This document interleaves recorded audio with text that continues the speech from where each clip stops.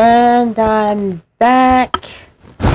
Had to take a quick break and come back on the other side of the conversation that I was having, hopefully with you, and hopefully you learned something, and hopefully I made some sense regarding why secular women owe no man submission. Because, and I left off at the spiritual part where, nevertheless, in every one of you in particular, so love your wife as himself. The wife see to it that she reverences her husband. For those of you who are here, welcome back to the second segment of the Black Eye Podcast. I'm your host, Michelle. And today's discussion, again, is you owe no man submission. And I was hoping to show you a reason why you don't owe men submission.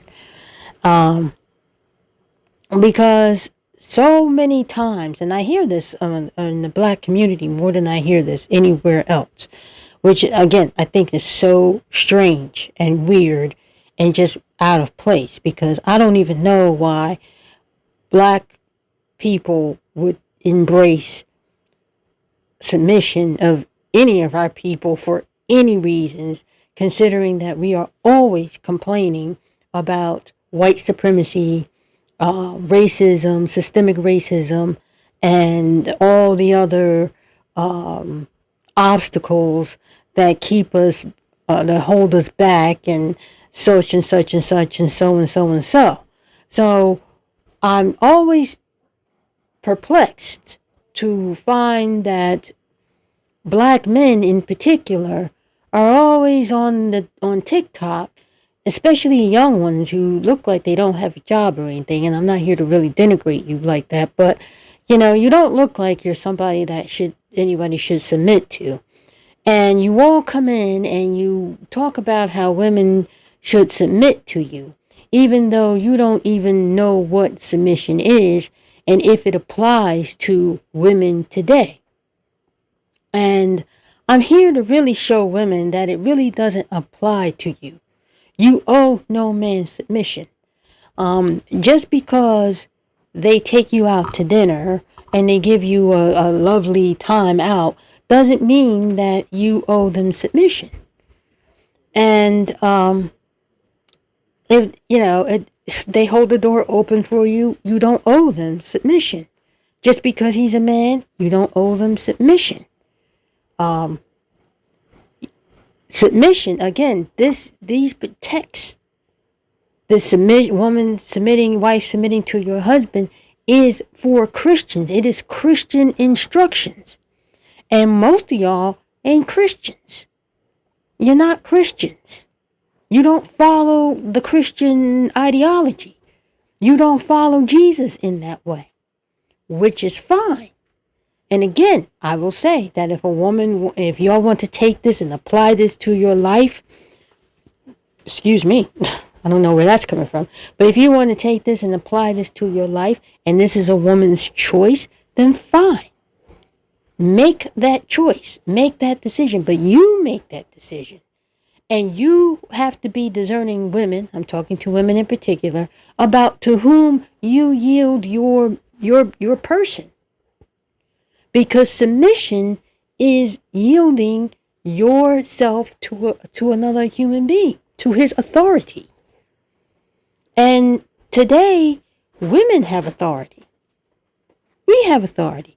And don't come to me and tell me that this is how it ought to be and everything, when there are clear examples where, even in the Bible, that women have been strong and preaching the gospel and strong in the faith.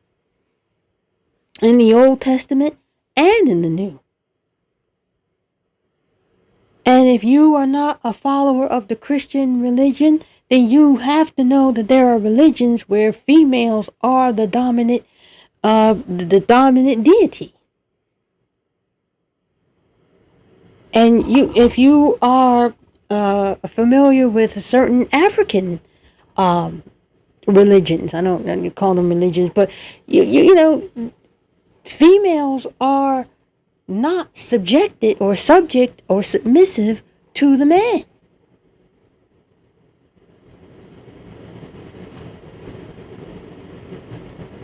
So then I wonder why all these men are calling for women to be submissive when it does not apply. Women don't owe you submission. They don't. Because, once again, I will repeat it. Once again, I can't beat that drum hard enough. What is for Caesar ought to be rendered to Caesar. And what is of God ought to be rendered to God. And I'm so tired of pseudo-gurus who come out of the woodworks, take some Bible stuff, and then mix it in with some mumbo-jumbo and confuse people, confuse women or confuse people, and have some pseudo-truths here and tell people that what is for Christians is also for them. And that is not the case. That's why it's an anathema to most people. That's why most women resist. Especially black women. That's why they resist, because what? No. Now, again, if you are a Christian, then you understand the word. I hope you do. You understand what it means. If you are a practicing Christian, this is all about, not even about being subject to your husband, but submitting to Christ and Him crucified. That's exactly what it's all about. And Apostle Paul makes that abundantly clear, because he compares Christ and the husband and the church and wives coming together in union. That's under the faith. And that does not apply to everyone else.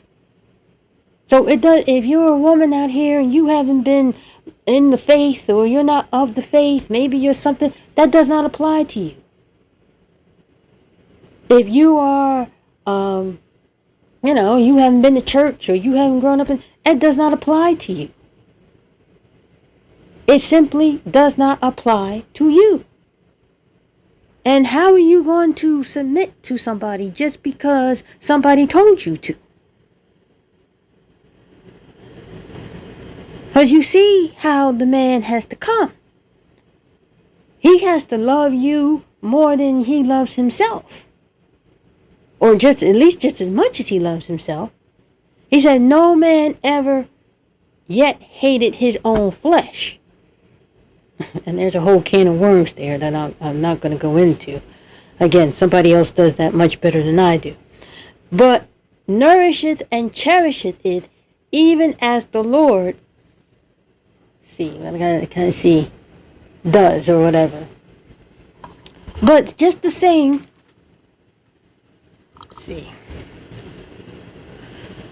just the same, you owe no one that kind of submission.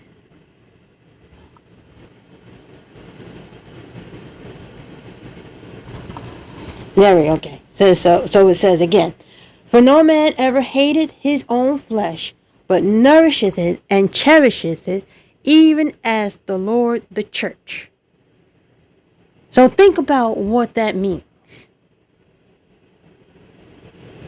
And then it goes on to tell us exactly who he is talking to. He said, for we are members of his body, of his flesh, and of his bones. Who is he talking about? He's talking about Jesus. He's talking about Christians. He's talking about people of the faith. We, not the whole world, not people who are not of the faith, but we. And I'm talking just, as in the Bible. We are of the faith. That's for Christians. So when you have these people up here yapping about how women are out of line and this and that and the other thing, they don't know what they're talking about. They really don't know what they're talking about. They have no clue. Because if they were in order themselves, they would understand why women had to step up to the plate and take care of themselves, especially black women. Because when it comes to black women and you hear the words welfare queen, do you think of a beautiful blonde Jennifer with two beautiful blonde boys? And black women have been maligned and mistreated and what's the word I'm trying to find here? It was just on the tip of my tongue. But, maligned, mistreated. I mean, how much more? And now women, black women, are becoming the most educated class in the United States.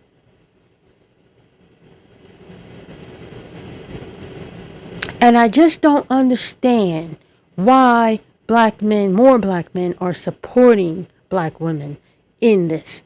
Because they are changing the narrative of their own story. We are changing the narrative of our own story. We are no longer trying to be welfare queens. We're no longer trying to be what our mothers were or our grandparents were. Black women single-handedly are turning their lives around. So I don't understand why the word submission has to be used to again smack down the black woman. I just don't understand that.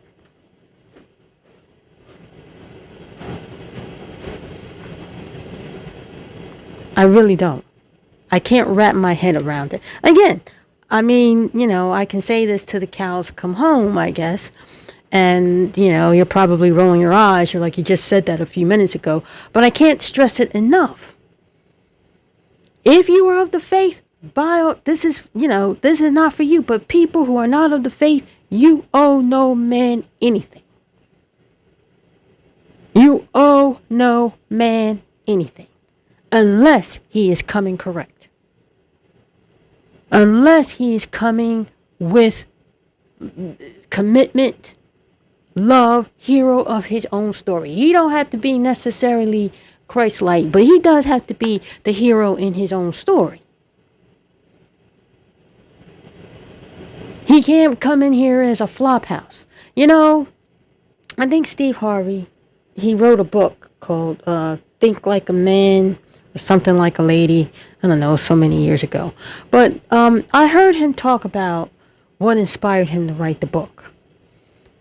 And he said that his daughter was at the kitchen table and the young man came to see his daughter, and Steve Harvey and his father-in-law were in the kitchen, and the young man was in the kitchen, and they asked him, what are your intentions toward my daughter? That's what they asked him. And the young man hemmed and hawed, if I remember correctly, hemmed and hawed or whatever. So finally, they kind of asked him, and the young man finally admitted that they were just kicking it, They're just kicking it, see where it goes. He's not, So the daughter comes down, and he says, his Steve Harvey and his father-in-law say to the young man, tell my daughter what you told us. And so the young man told the daughter what he told Steve Harvey and the grandfather, that he was just kicking it with her. And she, of course, was hurt by this because she was more serious about him than he was about her. And then the daughter was upset because she's like, how could you make him do that, Dad? How could you make him say these things to me? Why would you do that? And he said to her, I saw that, I don't remember, and I'm paraphrasing. If you remember it, drop a link in the comments for those of you guys who are on Facebook, and the rest of you hit me up on Instagram. But he told told her that, I used to be a man. He didn't say I used to be a man. He is a man. I'm a man. I was a young man once. And that, get me, I used to be a man. I'm confusing him with the other one. Never mind. But anyways, he said I was a young man. And he says, I saw how you felt about him, or something like to that effect. And that you needed to know what his intentions were. And so many women, we go out there, and I was young too. I used to do that. I used to go out there and think, we're in a relationship, and my idea of a relationship was we're together, and his idea of a relationship was we're together, but I see other people, And I didn't know how to date with intention. And he was telling her the same thing. Like, she was lucky to have a father to kind of like guide her through the dating world. But a lot of us who, I didn't have my father there. I knew who he was. I knew his name. But he never really came to see him. I can count the times I've seen him in my entire life. And, all the dating mistakes I made, I went to the school of hard knocks. I learned the very, very, very, very, very, very, very, very hard way. Thank God, knock on wood, praise be to God and everybody, that I didn't have babies that I didn't plan for. So, but anyways, we have to date, we have to be intentional with our lives, and we have to recognize when someone is playing the manipulative game. It's almost, I'm really trying to avoid this, but it's almost like a pimp game, when guys or a group of men come out and they talk to you, and they mess around with your head, and they get you all confused, and you feel sad and down and depressed, and you don't feel like you're good enough, and it's terrible, really. And they call it gaslighting, and that's exactly what it is. And it's all to get you to do to go out there and do the dirty work that they won't do themselves. You got to pay for the meal because, you're not really good enough, and you should be lucky and happy that, considering what you are, how you look, that you're not all that. So you shouldn't expect to be treated like a person or respectably. And it's a mind game.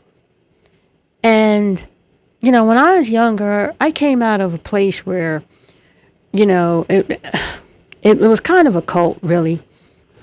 And what they did was they would use biblical terms or scriptures to manipulate. It wasn't even a congregation, just a group of people. Manipulate the group into emptying their pockets, giving everything that they had to the person in charge. Just whatever. Whatever they want you to do, they'll manipulate you to do. They'll make you feel guilty. They'll make you feel like you're going to go to hell any time of the day or whatever. And this is my personal beef. I hate that kind of stuff. And when I heard these words, submit, and you have to be submissive to the man and this kind of thing, I really, just like a lot of women here, I push back at that because I understand, number one, that it's a manipulation of the word of God. Now, like I said, I'm a Christian. I'm of the Maya Angelou rule of Christianity. It takes time to be a Christian. That's a walk. That's a lifelong walk. That's a lot of work. And you just don't pop up one day and say I'm a Christian. You got to take a path. And it's a difficult path, and sometimes you fall off and you deviate, and oh God. So if you're a work in progress, I don't even know. I don't even know. But I hate. I hate it when they take any context, any spiritual book, and take it out of context. I hate when fake gurus come out of the woodworks and use biblical terms to manipulate people. And that's what inspired me to make this YouTube video and to do the podcast. I mean, because really, that's the thing I want to address most of all. That, just because and it's so, the thing is, it's so pseudo, that you don't want to argue it. Instinctively you should push back, but you don't want to really argue it because you're not certain. There's something truthful about it. There's a vagueness in the air, It's the stop clock that's right twice a day. But whenever you look up, it seems to be the right time, but it's been wrong the rest of the day. You know what I'm saying? And I just want to make this clear to women who are working hard, who have their PhDs, who are making something of themselves, that you don't owe submission to just anybody who walks into your life. You don't owe submission to anyone who doesn't make a move to make you his wife. Of course, you can make any decision that you want to make and you can do what you want to do, but you owe no man submission. Because even though it is the word of God and everybody will tell you just how it should be, that's how it should be. That's what it is. They don't follow no other rules in the Bible. They don't live no kind of Christian life. But when it comes to women submit to your husbands, you got to be submissive to me. Submit. Submit to me now because I'm a man. Submit to me. And there is nothing in there that says anything about submitting to somebody who isn't coming correct. Nothing. And I'm talking strictly from the Christian Bible because I'm under the impression that most people in this country identify as Christians or had identified as Christians at one time. And like I said, when I heard, God, I have to mention his name again, Kevin Samuel say what he said, I knew exactly where it came from.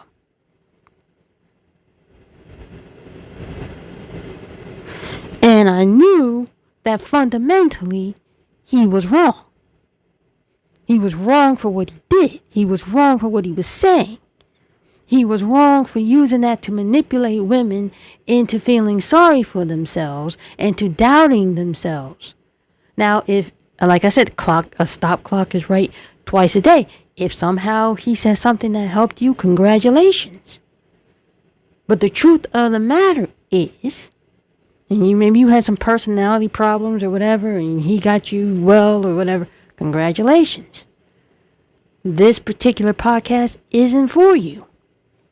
But it is for people, for women in particular, women of color, who are under the impression or who wrestle with what it is that they owe a man if he takes them out to dinner.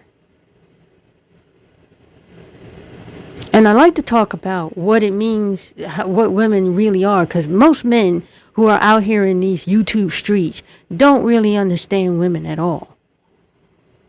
They don't even understand women. They don't even understand why they should pay for dinner. They don't understand why they should be men. What we're really asking them to do is to be the thing that they want to be. But they're out here throwing histrionic fits because they're saying that you should be submissive. You got little 22-year-olds talking about, a woman with a dirty shirt in a dirty room and hair unkempt, talking about women should be submissive to him, and on TikTok.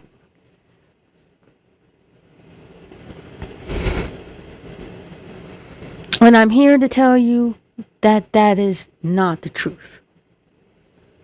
And I hope I've made it clear for you why it is not the truth for you. Now, again, if you are a follower of Christ, then this applies to you. If you're a Christian person, it applies to you, because this is clear instructions on how you should live as a Christian. But it has absolutely, positively nothing to do with the secular world.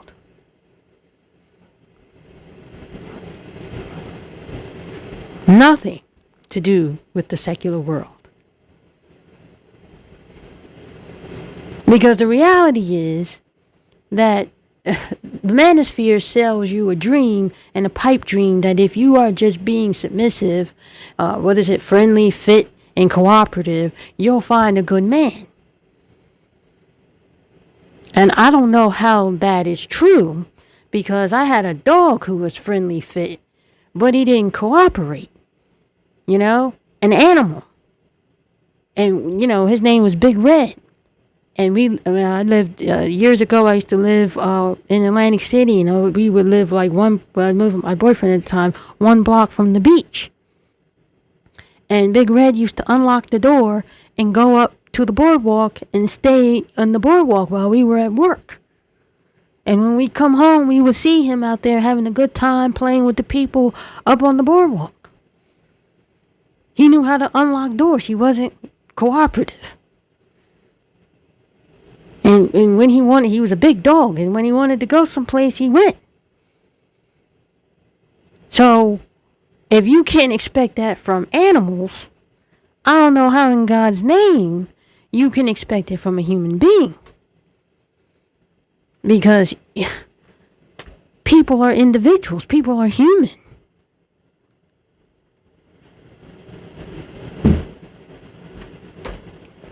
Anyways, that's my thoughts. I hope that I helped you in some small way to see some sort of light.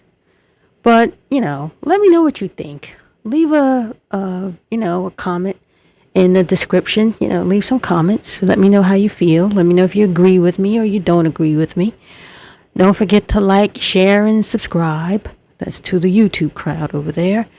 And to the rest of you, hit me up on